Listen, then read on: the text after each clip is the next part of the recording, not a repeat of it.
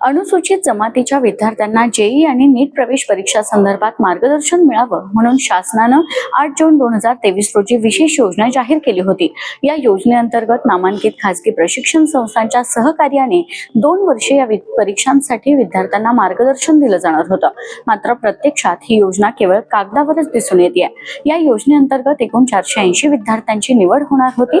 मात्र या योजनेविषयी आदिवासी विकास विभागातील अधिकारी कर्मचाऱ्यांना याविषयी माहिती नसल्यामुळे विद्यार्थी या योजनेच्या लाभापासून वंचित राहिल्याचं दिसतं।